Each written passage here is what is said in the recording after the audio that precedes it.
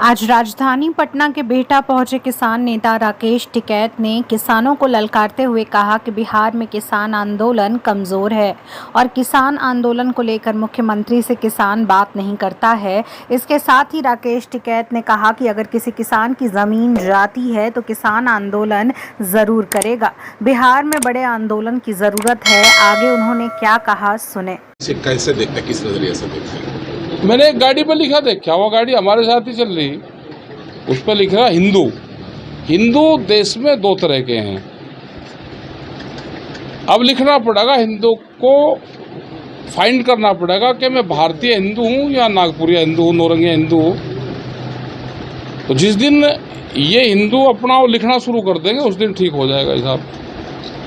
मुसलमान को भी लिखना पड़ेगा, मैं भारतीय मुसलमान हूँ या मैं नौरंगिया हूँ। मुसलमान भी है नौरंगिया जो वहाँ से एफिलेटेड हैं। मुसलमान और बीजेपी, इनके मामा एक है दोनों के, इनके मामा नागपुर में है दोनों के। ये देश को तो बेवकूफ़ बना रहे बीजेपी भी, और कुछ मुसलमान भी है जो नौरंगिया मुसलमान है।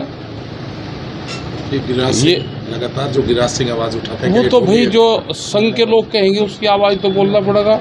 संघ में रहना पड़ेगा तो उनकी भाषा तो बोलनी पड़ेगी। अगर इनसे व्यक्तिगत पूछो तो इनका उस चीज़ों से कोई संबंध नहीं होता। विकास की बात करनी चाहिए, देश को बांटने की बात कर रहे। इनसे खतरनाक आदमी नहीं कोई भी। मोदी जी तो लगातार किसानों की हित की बात कहते हैं। कहाँ कह रहे? वो आज फ्लाइट में आ रहे थे तो उसमें भी वो कह रहे थे कि मोदी जी ने पेड़ लगाने का अभियान शुरू कर रखा। क्या पूरा देश में एक ही आदमी सारा काम कर रहा? कोई और देश में रहा ही नहीं। वो तो अपने ही लोगों के नहीं हुए ना भाई। मुरली मनोहर जोशी कहाँ गया जो स्वदेश की बात करते थे? वे हमारे मन छुपाते, सब जगह जाते थे। वे ऑर्गेनिक फार्मिंग की बात करते थे, उस लाइन पे उनका काम था।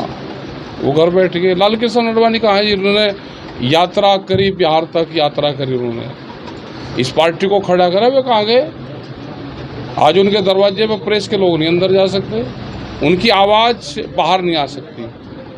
तो जो अपने ही लोगों को बंधन में रखते हो वो देश को बंधन में नहीं रखेंगे।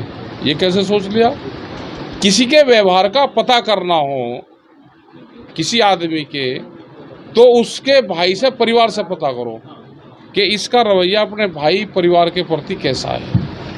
अगर उसके प्रति उसका रवैया ठीक होगा तो देश के लिए भी ठीक होगा। अगर परिवार के प्रति उसका रवैया ठीक नहीं होगा तो देश के प्रति भी ठीक नहीं होगा।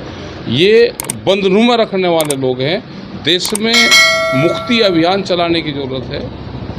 मुक्ति अभियान चल जाएगा तो देश ठीक हो जाएगा। किसकी मुक्ति? जो भी मुक्त होना चाहेगा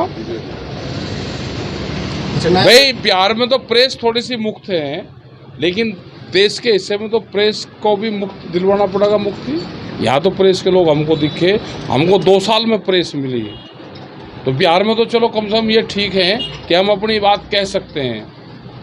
एक बड़ा आंदोलन अभी हुआ दिल्ली में, जो पेंशन थी वो पालिका, उसमें करीब कई लाख आदमी उसमें थे। वो किसी चैनल ने दिखाई नहीं।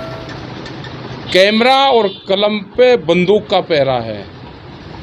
मुक्ति अभियान चलेगा देश में, और इसमें गांव के किसान, जैसे हम जिस धरती पे सजानंद सरस्वती की धरती, जिस धरती पे है, ये देश की आज़ादी में बड़ा रोल किसान आंदोलन का हुआ था। अगर ये सरकार दोबारा आई तो बहुत से लोग सरेंडर करेंगे और गांव के लोग संघर्ष करेंगे। पॉलिटिकल पार्टी सरेंडर करेगी और गांव के लोग संघर्ष करेंगे, फिर वही किसानों के आंदोलन शुरू होंगे और उससे इस देश को फिर मुक्ति मिलेगी। वादा किया कि हाई कोर्ट से हम लोग जीत चुके हैं कि कोर्ट से जीतिए मैं पेमेंट करूंगा, वो अभी नहीं कर रहे हैं। इस ओर आपका क्या मार्गदर्शन होगा? और मुख्यमंत्री से कैसे बात किसान करें? नोएडा के लोग कह रहे हैं यहाँ नहीं करता।